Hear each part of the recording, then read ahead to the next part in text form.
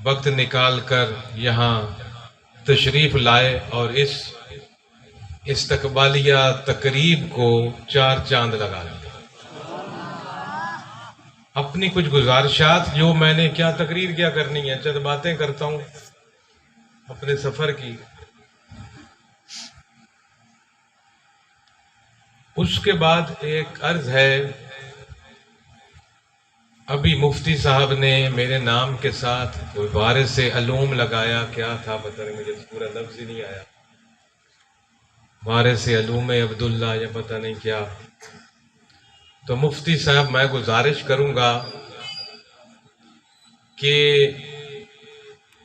سجادہ نشین کی موجودگی میں کوئی اور وارث علوم عبداللہ نہیں ہو سکتا، چاہے وہ شیخ الحدیث ہو یا تفسیر ہو یا مقرر ہو یا تقریریں کرنے والا۔ اس دربار پہ وارث علوم عبداللہ ایک ہی ہے اور وہ سجادہ نشین ہے، اور قیامت تک وہی رہے گا۔ یہی ایک وحدت کی نشانی ہوتی ہے، اور جن درباروں نے، درگاہوں نے یہ وحدت چھوڑ دی وہ تباہ ہو گئے، اور جس دربار پر وحدت موجود ہے اور سجادہ نشین کی ایک امتیازی جگہ اور مقام موجود ہے، ان درباروں نے ہمیشہ ترقی کی، اور ہم نے بھی اپنی اس مرکزیت کو قائم کرتے حضور کے موجودگی میں کوئی بھی وارث عبداللہ نہیں ہے۔ وارث علوم عبداللہ صرف سجادہ نشین ہی ہوتا ہے جس کے سر پر دستار ہوتی ہے، اور اللہ تعالی حضور کی لمبی زندگی کرے، آپ کے ہی صدقے سے دربار کی رونقیں آئیں، اور آپ کو مزید اس مشن کو آگے بڑھانے کی توفیق دے جس کی ذمہ داری اللہ نے آپ پر ڈالی ہے، اور ہمیں آپ کا ساتھی بنائے اس ذمہ داری کو پوری کرنے کے لیے۔ اس کے بعد میں عرض کروں گا کہ حج کی سعادت اللہ نے مجھے دوسری دفعہ نصیب فرمائی، لیکن ذاتی طور پہ اس حج کے بعد میرے اندر کچھ تبدیلیاں آئی ہیں جو کہ جس کو میں نے ہی محسوس کیا ہے، جو کہ میں جس کا اظہار نہیں کر سکتا، جو کہ اللہ کی کرم اور مہربانی ہے۔ اس دوران یہ ایک نیکی کا سفر ہوتا ہے، تھکاوٹ کا سفر ہوتا ہے، اور اپنے سارے حج کے جتنے بھی اراکین ہیں ان کو ادا کرنے کے دوران میں جناب زین مرتضیٰ صاحب کا مشکور ہوں کہ انہوں نے اپنا تعاون مجھے دیا ان اراکین کو ادا کرنے میں، خاص طور پہ مینا کے تکلیف دہ دن کے بعد، جو کہ ایک بہت ہی صبر آزما دن تھا اور ہر حاجی کے لیے ہوتا ہے، اور خاص طور پہ ہمارے لیے کوئی ضرورت سے زیادہ ہی وہ صبر آزما ہو گیا کہ سعودی عرب جیسے شہر میں 13 گھنٹے بجلی سے ہم محروم رہے مینا کے اندر، اور ٹیمپریچر 50 ڈگری سینٹی گریڈ تھا، اور صحیح معنوں میں وہ 1500 سال 1400 سال پہلے والا ہم نے وہ منظر دیکھا، ایئر کنڈیشن اور پنکھے کے بغیر دھوپ میں وہ مینا کا پورا دن 50 ڈگری سینٹی گریڈ میں گزارنے کا۔ وہ یہی سوچ کے کہ شاید کوئی ہمارے گناہ زیادہ ہیں اور اچھی طرح سے معاف ہو رہے ہیں، بخوشی اللہ نے یہاں تو 2 منٹ بندہ اسی کے بغیر نہیں بیٹھ سکتا، جیسی کہ میں اپنی ذات کی بات کروں، جیسے کہ میری بچپن سے اللہ رب العزت نے ایک بڑے انعامات سے نوازی ہوئی زندگی دی ہے، بڑی آرام اور آسائش کی جو اس کے کرم سے میسر ہے ہمیں پیدا ہوتے سے لے کے آج تک، کہ ایئر کنڈیشنر بجلی کے بغیر چند منٹ بھی بڑا مشکل گزارا ہو جاتا ہے، بجلی جائے تو جنریٹر چل پڑتے ہیں، باہر نکلیں تو ایئر کنڈیشن گاڑیاں اس نے ہمیں دی ہوئی ہیں۔ تو وہاں کو خاص کرم ہی تھا کہ وہ ہم جناب اتنی گرمی برداشت کر گئے اور کوئی بیمار بھی نہیں ہوئے بالکل، جس کا بڑا ڈر تھا۔ اس تکلیف دے، جس کو تکلیف دے تو نہیں کہنا چاہیے، بڑے کہ आजमाइश से भरपूर दिन के बाद, आजमाइश से भरपूर रात के बाद, जो कि बगैर सोते हुए गुजर जाती है, पूरी रात पूरा दिन, फिर अगले दिन अराफात की आजमाइश से भरा हुआ दिन, और फिर वहां से मगरिब से जो सफर शुरू हुआ हमारा, वो फजर की नमाज से कोई 20-25 मिनट पहले आके खत्म हुआ मुजल्फा में, अराफात के मैदान से, बल्कि गरूब आफ्ताब से भी कोई आधा घंटा पहले, पौना घंटा पहले हम बस में बैठ गए और बस की सीट पर बैठे बैठे पूरी रात गुजरी। फजर की बस अजान आने वाली थी तो हम मुजल्फा पहुंचे। तो वो ना कोई रफ़ा हाजत की जगह, ना कोई मौका, वो उस आजमाइश भरी रात में, और फिर वहां से कंकरियां चुनकर 6, 7, 8 किलोमीटर पैदल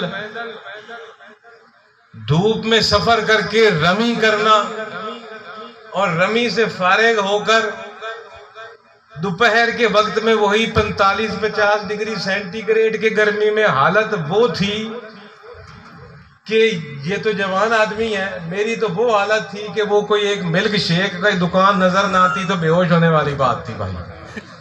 वो वहां से गिलास पीकर कुछ जान में जान आई, वरना हालत बड़ी गैर हो रही थी हम सब की, सिवाय इन सब जैन साहब के ये जनाब स्पोर्ट्स मैन है, इन्होंने तो वहां से कहा जी मैं तो पैदल ही जाऊंगा होटल, और पैदल ही चला गया होटल वहां से। उसके बाद अगले 2 दिन के जो अराकीन हैं हज के, वो मेरे अंदर ना करने की हिम्मत नहीं थी, कमर में तकलीफ शुरू हो गई थी थोड़ी थोड़ी। तो वो मैं मशकूर हूं जनाब जैन मुक्तजा साहब का कि उन्होंने मेरी जगह पर वो हज के अराकीन अदा किए दोनों दिन जाकर। तो उस अराकीन अदा करने में इनका भी मशकूर हूं, इन्होंने जनाब उसमें साथ दिया। और फिर तवाफ़ ज़ियारा तो मैंने कर लिया, लेकिन सफ़ा मरवा की सही फिर मेरे अंदर हिम्मत नहीं थी करने की, वो भी जैन साहब ने अदा की, इनका मशकूर हूँ मैं, क्योंकि वो सही 1 दिन पहले उम्रे में मैं अदा कर चुका था। लिहाजा वहाँ तवाफ़ ज़ियारा में अगर काबे का खाली तवाफ़ ही कर लिया जाए तो वो आपका फरीज़ा अदा हो चुका होता है, क्योंकि 1 दिन पहले हज से उम्रा किया था हमने, जिसमें सफ़ा मरवा की सही हम कर चुके थे और वो एक तरह से अदायगी हो गई थी। तो हज एक, मैं आपको बताऊं, बंदे के अंदर सब लोग बैठे हो, हज हमें आजिज़ी सिखाती है, इनकसारी सिखाती है, सब्र सिखाती है, तहम्मुल और बर्दाश्त सिखाती है।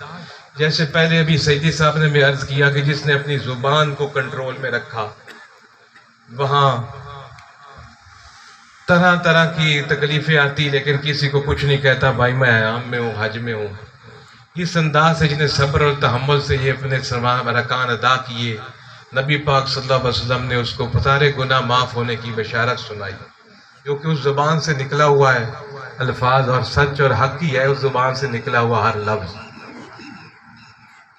आजिज़ी और इनकसारी अगर किसी बंदे के अंदर हज के बाद भी नहीं ना आ रही, तो फिर कुछ कमी है उसके हज करने में, दूसरों के दुख दर्द में। बल्कि मैं ये कहूँ, अगर आप हज के बाद से आकर थोड़े से हम्बल नहीं हुए ना पहले से ज़्यादा, अब उस हम्बल का मुझे मगर उर्दू में माना नहीं आ रहा, क्या है?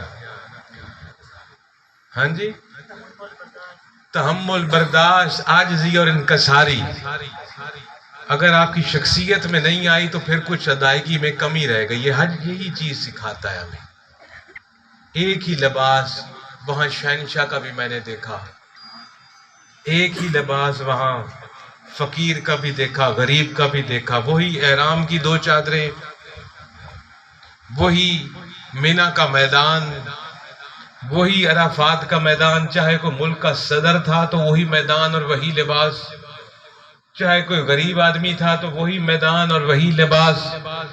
वो मुज़ल्फ़ा की रात जो कि आपने सड़कों पर सोना है, कंकरियों पर सोना है। वो कंकरियों पर सड़क पर एक गरीब आदमी भी एहराम की हालत में पड़ा हुआ है, और जनाबे वाला किसी मुल्क का अगर कोई सदर या वजीर आजम या कोई खरापति है तो वो भी उन्हीं दो चादरों के अंदर उसी कंकरियों वाली जमीन पर है, खुले आसमान के नीचे। वो एक इंतहाई खूबसूरत मंजर जो हज में मुझे सबसे ज्यादा महसूस हुआ वो मुजल्फा की रात का था, कि जब हमारी बस ने तकरीबन कोई 7-8 चक्कर लगाए इसके मुजल्फा के मैदान के। उनको पार्किंग की जगह नहीं मिल रही थी मुजल्फा के मैदान में, क्योंकि जनाबे वाला 25 से 30 लाख आदमी ने एक ही वक्त में एक जगह से दूसरी जगह जाना है। ये नहीं कि कोई शेड्यूल बना हुआ है जी इतने हजार जाएंगे, फिर इतने हजार, फिर इतने हजार। 25-30 लाख बंदे ने एक साथ उठकर मीना से अराफात में जाना, फिर 25-30 लाख आदमी ने एक साथ उठकर अराफात से मुजल्फा में जाना। तो वो जब 25 लाख आदमी इकट्ठे सफर करें, आप अंदाजा लगा सकते हो सड़कों पर बसों की, गाड़ियों की या पैदल लोगों का क्या आलम होगा रश का। या आपके उर्स पर 10, 15, 12 हजार आदमी होता है तो क्या हालत होती है रश की, जब 15, 20 हजार आप लगा लो। तो मैं तो बात कर रहा हूँ 25 से 30 लाख आदमी। तो वो बस ने कोई 7-8 चक्कर ना वो मुजल्फा में लगाता रहा, कभी इधर कभी इधर कभी इधर। उनकी कोशिश थी कि कहीं कोई टॉयलेट करीब हूं तो वहां गाड़ी में रोकूं ताकि ये लोग वुजू शुजू भी कर लें, और कोई जगह गाड़ी खड़ी की मरने की मिल जाए मैदान में कोई, जो हम 15-20 लोग थे बस में, ताकि इनको कोई लेटने की जगह मिल जाए, इतनी खुली जगह जहाँ 15-20 लोग लेट सके। क्योंकि खवातीन भी आपके साथ होती हैं, मर्द भी साथ होते हैं, थोड़ी सी अच्छी जगह खुली मिल जाए। जो उसने वो 7-8 चक्कर लगाए ना, वो बस की शीशे खिड़की में से ना, वो क्या खूबसूरत मंजर था कि लाइटें जल रही थी। लाइटें तो ये तो क्या बेबहा, पता नहीं कितने वार्ड की वो लाइटें जो जलती हैं वहां, तो आप पता है आपका कैसा इंतजाम होता है, वहां तो दिन हुआ होता है एक तरह का। वो लाइटें जल रही थी और दूर तक, ये तो आपको जहां तक नजर जाती थी ना वो बस की खिड़की में से, वो सफेद चादरों में लोग लेटे पड़े जमीन। वो कफन की सूरत जैसी होती है ना, सफेद चादर, और जमीन पर पत्थरों पर जनाब और सड़कों के फुटपाथों पर लोग लेटे पड़े, थोड़ तक जहां तक नजर जाती, मशरिक मगरिब शुमाल जनूब। वो जो सीन होता है ना, ये क्या या मुसाफात, अल्लाह ने क्या मुसाफात पैदा कर दी। एक ही जगह पर शहनशाह को भी लिटा दिया, गरीब को भी लिटा दिया ना। वो जैसे है ना, एक ही सफ में खड़े हो गए महमूद वयाज, ना कोई बंदा रहा ना कोई बंदा नवाज। या मस्जिदों में तो वो आगे प्रोटोकॉल वाले ही खड़े हो जाते, वहां तो कोई ना बंदा नजर आ रहा था, बंदा नवाज नजर आ रहा था। जिधर तक नजर जाती जनाब लोग लेटे पड़े, सोए, इधर लोग लेटे पड़े। उनमें से कोई चाहे शहनशाह था, कोई चाहे 10 लाख भर के गया था, कोई 12 भर के गया था, कोई 20 भर के गया था, कोई 30 भर के गया था, कोई 54 लाख रुपया का पैकेज भी था एक हज का, एक बंदे का है।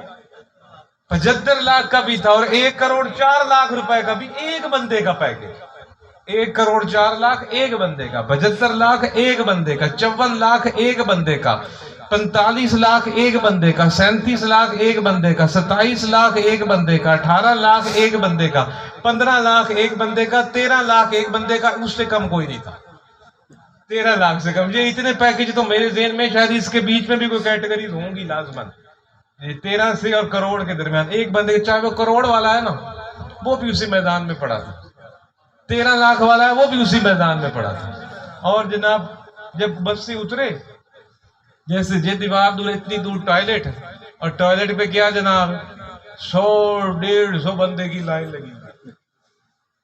अब वहां पीर है तो उस लाइन में लग, वजीर है तो लाइन में लग, सनदकार है तो लाइन में लग, करोड़ रुपया खर्च करके आए फिर भी उसी 150 बंदे की लाइन में लग के जाके इस्तंजा कर और वुजू कर। वहां जो आपकी वो खत्म होती है ना, जिसको कहते हैं पंजाबी में हैं, मैं या पंजाबी में हैं, या आपका नक, वो मुक जाता है। کہ آپ کے آگے شاید بالکل انتہائی غریب بدو میں جس لائن میں کھڑا تھا، میں نے جا کے وضو کیا فجر کا. یہ تو جوان آدمی نے وضو کو نہیں کیا بھائی، اور بعد سے کیا ہوا تھا اسی کو انہوں نے قائم رکھا. میں نے کہا واہ جی واہ، ہم سے تو یہ نہیں ہوتا نا، اتنے مسانے مضبوط کہ جناب 14 گھنٹے وہی وضو کو قائم رکھے. انہوں نے رکھا بھائی، جوان آدمی تھے. وہ میرے آگے جو بدو کھڑا تھا نا، مجھے لگتا تھا کہ پاکستان میں اتنا غریب بندہ کوئی نہیں ہے جتنا وہ تھا. پھٹا ہوا اس کا وہ احرام، گند سے لچڑا ہوا، چپلی میں سارا کیچڑ مٹی بھری ہوئی. اسی طرح کے وہ لائن لگی ہوا، چاہے یہاں جناب ہاتھ چومنے والے بندے آگے پیچھے خلیفے یا آپ کے لوٹے اٹھائے پھر رہے ہیں درویش، وہاں اسی لائن میں لگنا ہے. جناب اللہ تعالیٰ نے کہا یہ چیز دیکھ کے رب گناہ معاف کرتا ہے بھائی. ایسے مساوات میں برابر. اور وہ اس منظر دیکھ کے حشر کا منظر یاد آیا کہ جس طرح یہاں سب برابر ہوئے پڑے، حشر کی گھڑی بھی اسی طرح ہم نے برابر اس کے آگے حاضر ہونا ہے. پھر عملوں کے نکھیڑے ہونے ہیں، اور کوئی ادھر اور کوئی ادھر اور کوئی ادھر اور کوئی ادھر اپنے مقام سے. اس سے پہلے تو حشر کے میدان میں بھی اسی طرح برابری آنی ہے. تو یہی چند باتیں ہیں. اللہ تعالیٰ جو ہے وہ ہمارا سفر بھی قبول فرمائے، حج کا بھی، مدینہ منورہ کی حاضری بھی قبول فرمائے، جو کہ صرف مدینہ منورہ 2 دن کی حاضری تھی ہماری. جو لوگ جاتے ہیں مدینہ منورہ، اب میں ان سے گزارش کروں گا کہ حضرت امیر حمزہ کے مزار پر ضرور حاضری دیں. رسول پاک کے روضے کے ساتھ ساتھ اس روضے سے قبولیت، روضے پر حاضری کی قبولیت امیر حمزہ کے مزار سے ملنی ہے. وہاں ضرور حاضری دیا کریں جو بھی مدینہ منورہ جائے. اور ابھی مفتی صاحب نے کہا کہ بڑے حضور نے بھی سفر کرنا ہے. بڑے حضور نے حج کا نہیں عمرے کا سفر کرنا ہے. حج تو ہو گیا، جس کو صحت ہو تو حج ہے، پیسہ ہو تو حج ہے. اب کسی کے پاس 20-25 لاکھ اس مہنگائی میں ہوگا تو حج کرے گا نا. یہ جو لوگ ادھار اٹھا کے حج پہ جاتے ہیں، ادھار اٹھا کے تو اللہ کا کوئی حکم نہیں ہے ادھار لو اور جاؤ حج پہ. اپنے آپ کی، بلکہ آپ کی زندگی پر اثرات نہ پڑیں وہ پیسے خرچ کرنے کے، تو پھر آپ پر حج کریں. یہ نہیں کہ جمع پونجی ساری ادھر لگا کر آ جاؤ، ہٹو تو واپس جناب اپنا بچوں کی شادی کرنے کے قابل رہو.